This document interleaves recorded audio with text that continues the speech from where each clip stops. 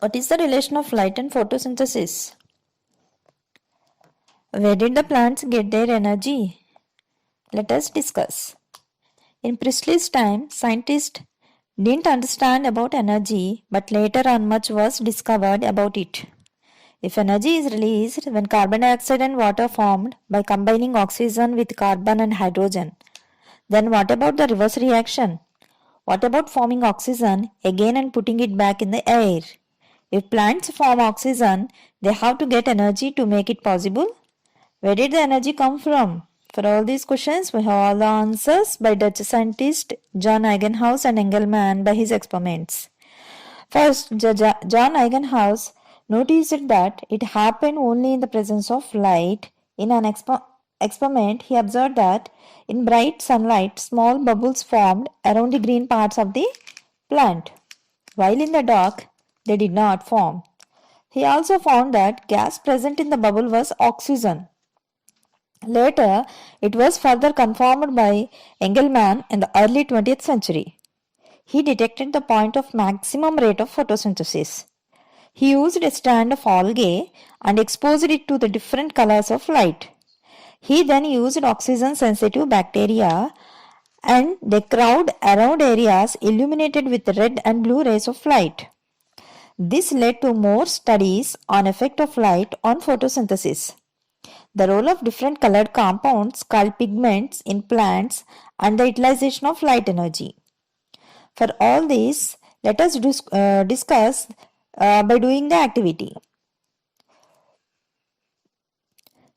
Evolution of oxygen during the photosynthesis in presence of light. In this video, we are going to check whether the gas releasing during the process of photosynthesis is oxygen or not by doing Hydrillah experiment.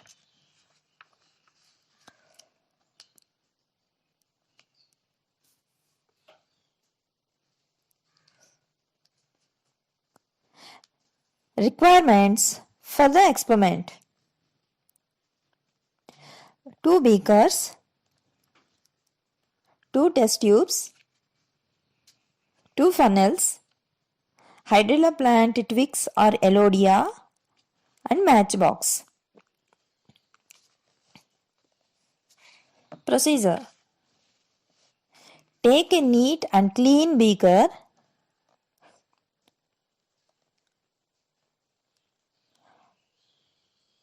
fully fill the beaker with water.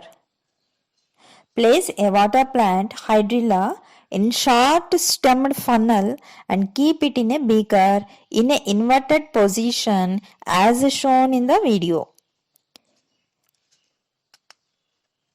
Inverted test tube over the stem of funnel.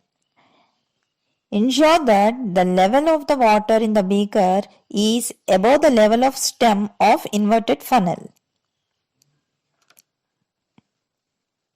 Prepare another identical setup by doing same like above. Then tag the two setups as A and B.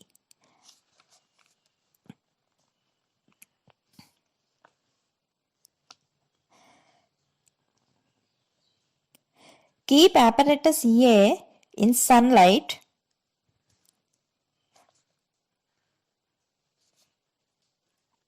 and apparatus B in the dark place for at least 2 to 3 hours. After 2 hours, we can see the formation of gas in place of water at the topmost point of inverted test tube of the setup A placed in sunlight. We can also see the gas formation in setup B kept in the dark place, but the quantity of gas formed B is less compared to A.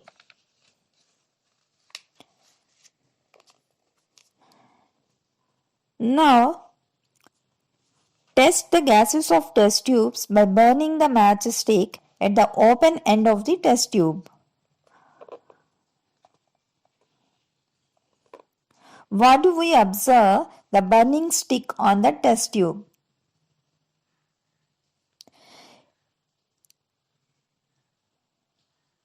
The test tube A keeps on burning, but flame on test tube B puts off instantly.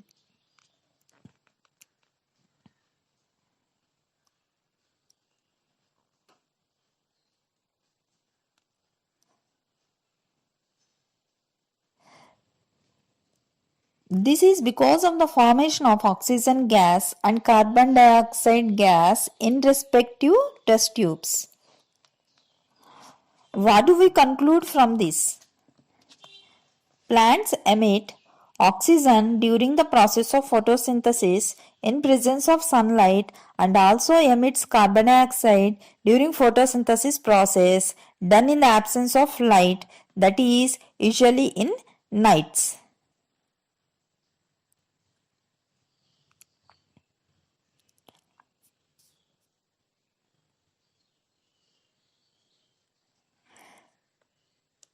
There are precautions while doing the experiment.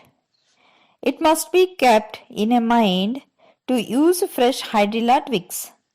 Second one is, twigs of Hydrillah must be cut in an oblique way. Third point, all the apparatus must be clean. Fourth one, cut ends must be in the upward direction. And fifth one, it must be noted that the Hydrillah plant is placed inside the test tube. It proves that during the photosynthesis process, oxygen gas is released from plants in the presence of sunlight.